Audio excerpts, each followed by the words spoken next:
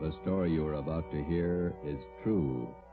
Only the names have been changed to protect the innocent. You're a detective sergeant. You're assigned to homicide detail. A police officer is shot down on the front steps of his home. There's no apparent motive for the shooting. The assailant escapes in a blue sedan. Your job, get him. Dragnet, the documented drama of an actual crime. For the next 30 minutes, in cooperation with the Los Angeles Police Department, you will travel step by step on the side of the law through an actual case from official police files. From beginning to end, from crime to punishment, Dragnet is the story of your police force in action. It was Sunday, May 23rd. It was warm in Los Angeles. We were working the day watch out of homicide. My partner's Ben Romero. The boss is Thad Brown, chief of detectives. My name's Friday. I was off duty reporting back in on an emergency call. It was 5 minutes past 3 a.m. when I got to room 42. Homicide. Hi, Joe. Hi. How is he? He's dead. Oh? Went kind of fast, huh? I just got the call a couple of minutes ago. He died on the way to the hospital. Friday, Ben, let's go. Thad Brown's office. All right. How did it happen, Skipper? Haven't got all the details. Guy used a shotgun, point blank. Fillmore didn't have a chance. Chief of the detective's office, he got crime lab? Yeah, out there now. Right. Chief Brown Egan? Down the hall with Captain White, intelligence office. Said to have you wait. Okay, we'll be inside. Right. You want to fill us in, Skipper? Not much to tell. Fillmore was working the day watch out of robbery. He left work at 6 o'clock last night, drove home. Yeah. He had dinner, then he and his wife went to a show. He got home about 11:30, went to bed. Yeah. About 1:30 this morning, the front doorbell rang and Fillmore answered it. His wife said she heard him open the door, and there was a gunshot. She ran to the front door in time to see a guy jump in a car and drive away. Fillmore was lying on the porch, chest ripped open. You say the guy used a shotgun? Yeah. No other information on the car he used? Blue sedan, that's all the wife could tell us. She didn't get the license number, said it looked like a new model car. No physical evidence, huh? Haven't found anything yet. Here's the boss. Chief? Elliot, you brief Friday and Romero? Told him much as I know. Any idea what the guy's motive was? Revenge. Any leads? Just one. Then White Intelligence came up with it. A guy by the name of Jake Carver. Carver? Not familiar. He got out of Folsom 3 days ago. Served 7 years armed robbery. Yeah. Fillmore was the man who got Carver and sent him up. The time he was sentenced, Carver swore up and down he'd get Fillmore when he got out. Hot-headed punk. Where do we look for Carver? Already checked where he's supposed to be staying. Not there. Mm-hmm. There's a list of guys he used to run with before he went to Folsom. Thanks. Let's see, Joe. Here it is. Ralph Danton, Ernie Travis, Jaime Flores. Carver been seen around town since he got out? Once that we know of in a bar out on Sunset Boulevard. Flores was with him. Well, how about Travis and Danton? They still around? Well, let's see. Travis went east 2 years ago. Danton's around. Still runs with Flores. That's where you start. Flores? Yeah. Okay. Any reason? 2. Flores' sister used to go with Carver. Yeah. Flores owns a blue sedan. 3:20 a.m. We checked Jaime Flores' last known address, the old 76 Hotel down in South Alameda. Flores had moved. His forwarding address was his mother's house, 1232 Alabama Street out in Boyle Heights. His mother told us Jaime was living on County View Avenue in Highland Park. 4:30 a.m. We located the address. No garage here. Wonder where Jaime keeps his car. Not parked on the street. Yeah? What do you want? Police officers. Oh, Like to talk to Jaime Flores? Jaime? It's late. We're in bed. It's important. We'd like to talk to him. All right. Wait. I'll go get him up. Jaime. Come on, get up. Come on, Jaime. Cops at the door want to talk to you. What did he say? We want to talk to you. Okay, baby. Yeah, officers. What can I do for you? You Jaime Flores? That's right. We're looking for Jake Carver. You know where he is? Wish I did. I'm through with that guy. Why? What's the matter? He borrowed my car the day before yesterday. Said he'd only be gone a couple hours. I'm still waiting. You own a blue sedan, is that right? Yeah, 48 Chevy. Why, did he crack it up? Couldn't tell you. Do you have any idea where we can look for Carver? If I did, I'd be looking myself. Do you know if Carver's got a gun? Why, had Punk pull a job? Does he have a gun? In the trunk of the car, I use it on hunting trips. What kind? Shotgun. 4:45 a.m. We got out a broadcast and an APB on Jake Carva, containing a complete description of the car and its license number. Roadblocks were set up on all main roads leading out of the city, and police details at the airports, bus depots, and the railroad terminals were alerted. All of the people whom Carva was known to have run with before he was sent to Folsom Penitentiary were rounded up and brought in for questioning.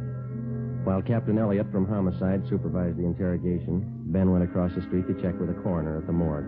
I contacted Lee Jones at the crime lab.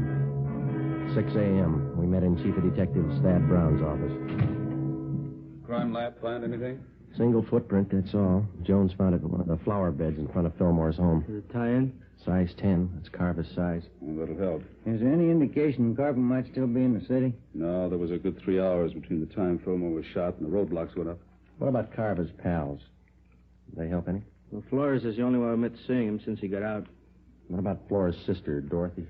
She lives out in Long Beach, and Cenas and Burton are bringing her in now. That guy, Flores, did you question him again, Elliot? Yeah? You satisfied with everything he told you that he knows? That's right.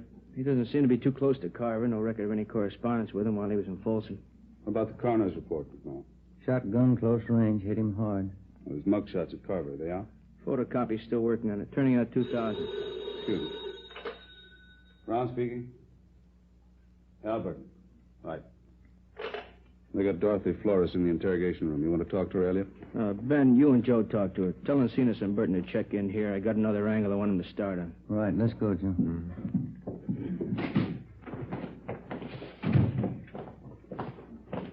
He must be as mad as a hatter. 3 days out of Folsom and he kills a cop. Yeah, if it was him.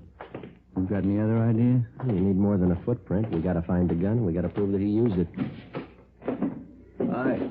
You two going to take over? Yeah, Lloyd. You and Gil check in at the chief's office. The captain wants to see you. Okay. You want the policewoman to stand by? It's fine. Let's go, Gil. See you guys later. All right. Along. You're Dorothy Flores? Yeah. You know why you're here? Jake Carver. That's what they told me. That's right. You know where he is? No. Have you seen Carver in the past 3 days? Look, I don't want any part of the guy. He's nothing to me. He never was. You used to go around with him, didn't you? 7 years ago, before he went to Folsom. Mm-hmm. What happened to your eye, Miss Flores? Those bruises there on your arm. We had a party. I fell and bumped myself. Looks like a pretty new black eye. Did you have the party last night? I told you, Jake's nothing to me. He's a crazy hothead. I don't want any part of him. Was he around to see you last night? I used to go with him, that's all. I don't care what happened to him. You saw him last night, huh? I didn't. This is on a murder rap, Miss Flores. I didn't want to see him. He came to my room. He forced his way in. I didn't want any part of him. When was this? Early this morning. What time? About 2 o'clock, maybe 10 after. He wanted money, acted like a crazy man. I told him I didn't have any money. He slugged me. That's how I got this mouth. What do you want the money for? He said he got the cop who set him up. He had to get out of town. He took my purse, $48 in it. Was he driving your brother's car? Yeah. I didn't want any part of him. I got nothing in this. Did he tell you where he was headed? Mexico. He's got friends across the border. Tijuana. All right. Stay with her, Ben. And get a stenographer, too, will you? Yeah.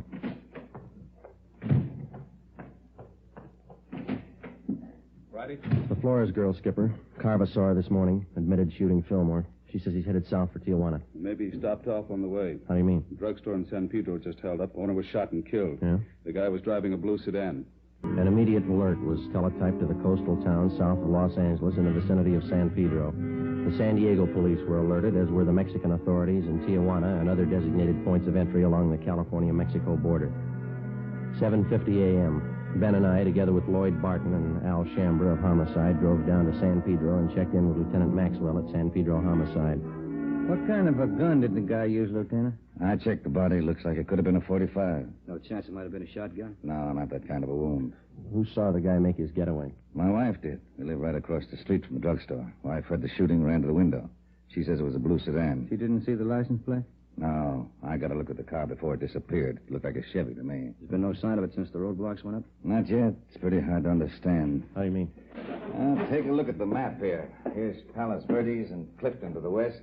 Roadblocks there. Yeah, huh? Here's the roadblock to the north, just this side of Harbor City. Another one northeast, near Wilmington. Yeah? This one here, outside of Long Beach. Had 4 roads to pick from. They're all blocked off, huh? No turnoffs, no detours. All the roads are under patrol. You think he got south beyond Long Beach before the roadblocks went up? Not a chance. It's hard to figure. He could be hiding out somewhere along the way. Excuse me a minute. This is Lieutenant Maxwell. Where? Okay, be right there. Anything? I found the car off the Coast Highway, blue Chevy sedan. How about Carver? Bloodstains in the front seat. That's all they found. 8:45 a.m. We found the blue Chevrolet sedan. It was lying overturned in a ditch just off a dead-end road on the edge of a grove of eucalyptus trees. Oil was still dripping from the crankcase. There were bloodstains on the upholstery in the front seat. In the glove compartment, we found 2 empty shotgun shells. Ben marked them with his initials for evidence and wrapped them in a handkerchief. The fingerprint men were called.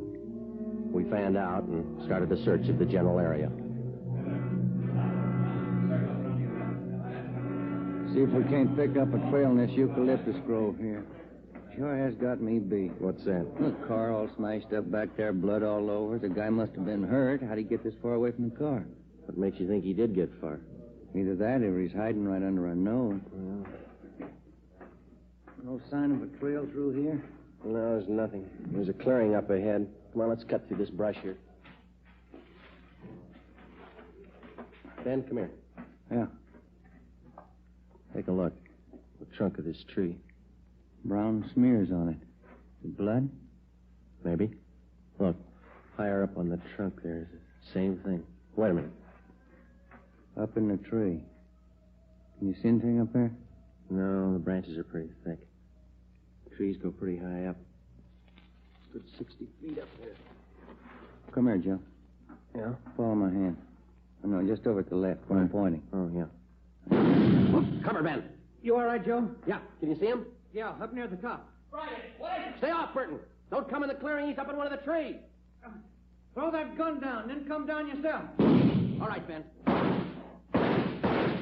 Steady, Joe.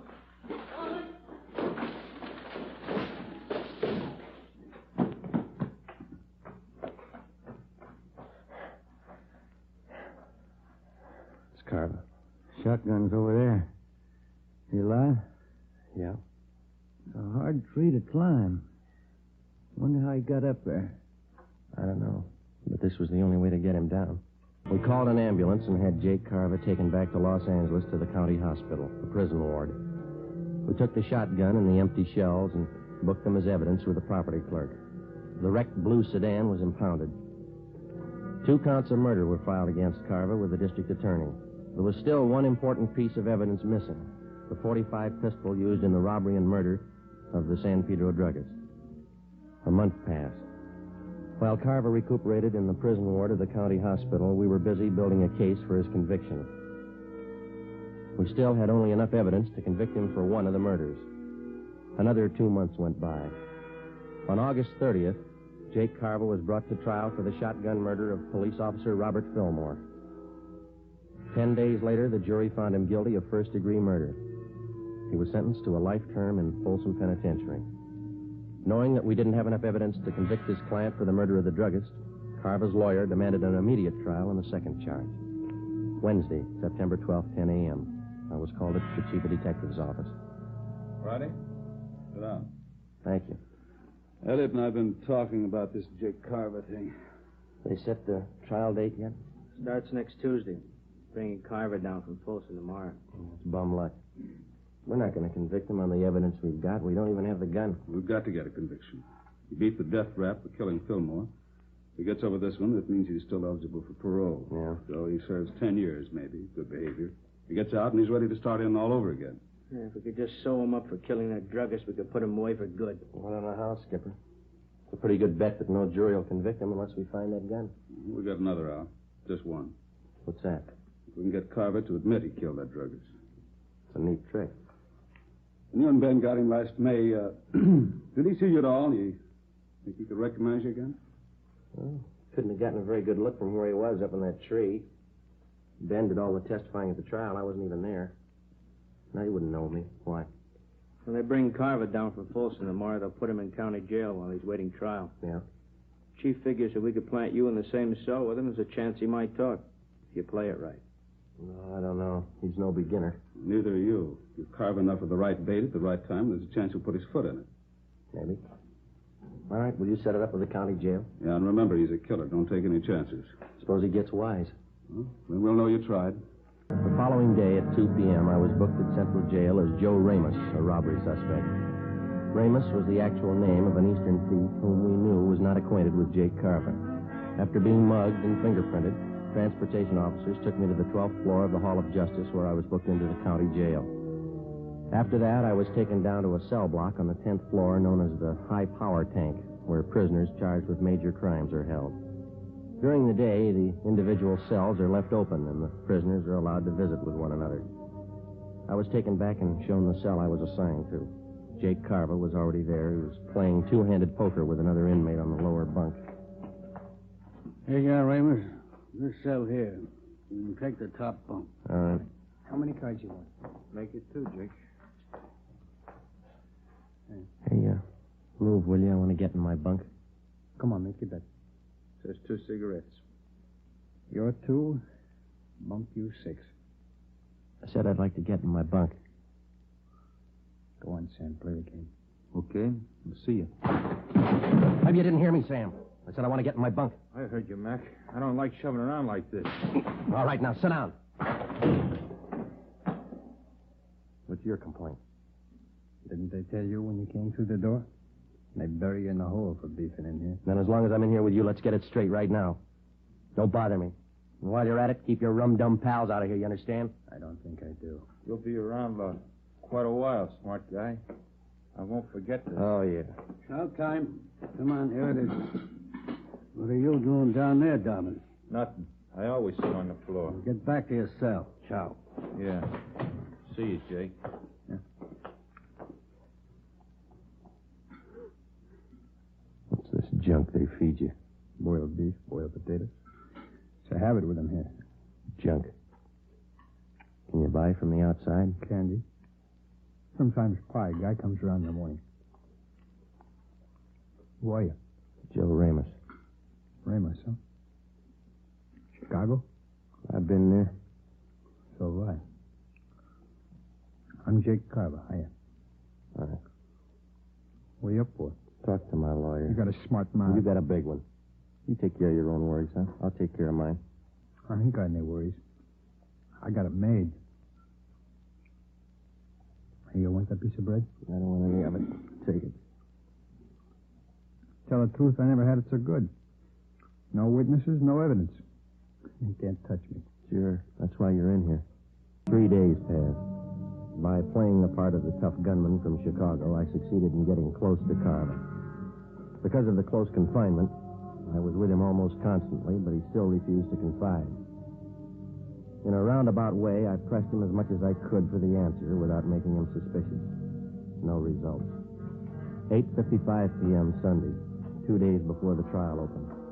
Sam, Jake Carver, and I were playing blackjack in the aisle just outside our cell.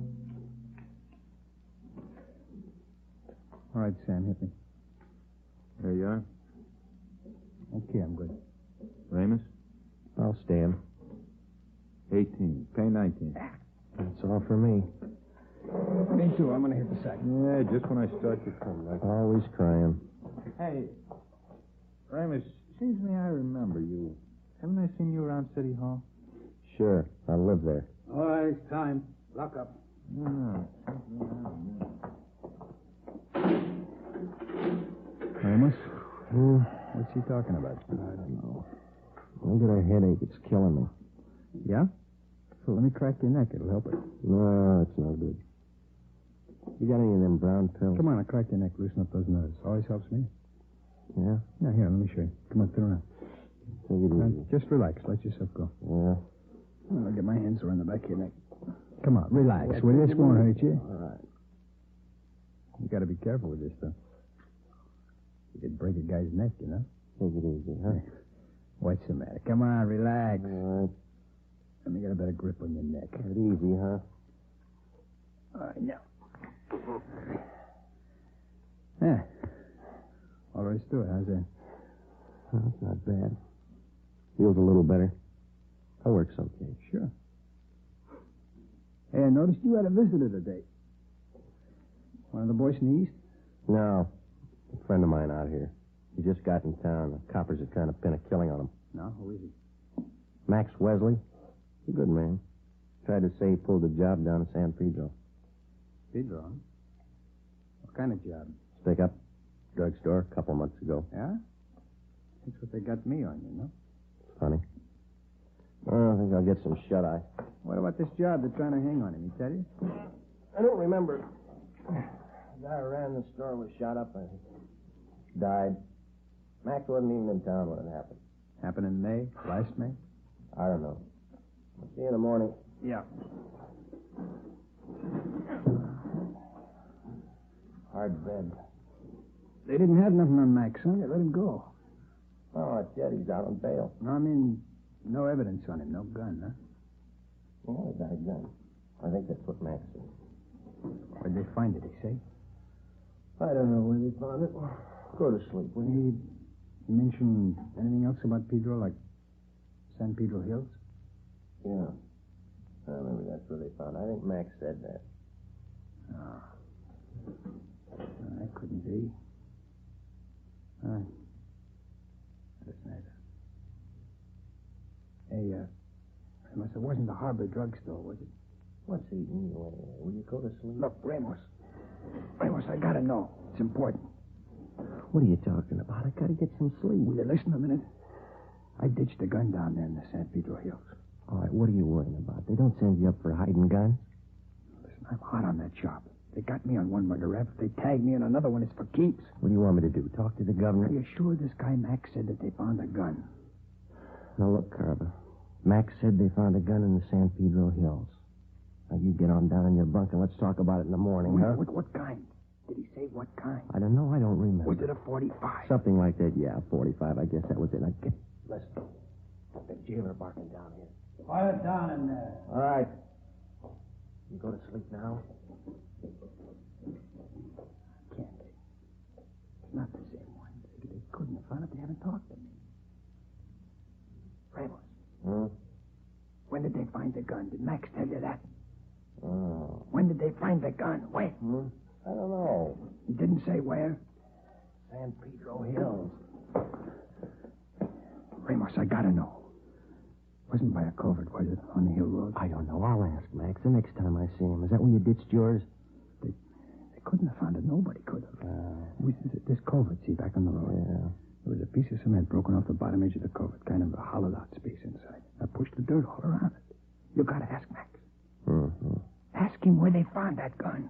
Yeah, I'll see him Wednesday. I'll ask him. You gotta find out. They could put me away for good. What are you worrying about? They haven't paired you up yet with the gun they found. Yeah. Yeah, that's right. Maybe they didn't figure it. Maybe they forgot. Maybe. Yeah. Cops are dumb. They forget. That's what everybody says, isn't it? Yeah, that's what everybody says. The story you have just heard was true. Only the names were changed to protect the innocent. On September 18th, trial was held in Superior Court, Department 91, City and County of Los Angeles, State of California. The murder gun, a .45 caliber automatic pistol, was recovered from the San Pedro Hills, and Jacob John Carver was brought to trial. He was tried and convicted of murder in the first degree. The jury again refused to recommend the death penalty. Carver is now serving a life term in the state penitentiary without possibility of parole. You have just heard Dragnet, authentic cases from official files. Technical advice for Dragnet comes from the Office of Chief of Police, W.A. Wharton, Los Angeles Police Department. Dragnet wishes to thank the editors of Radio Best magazine for their considerate appraisal of this program. For those of you who may be interested, a novelized version of Dragnet appears in the April issue of Radio Best. Tomorrow, hear Mr. and Mrs. Ronald Coleman in the Halls of Ivy on NBC.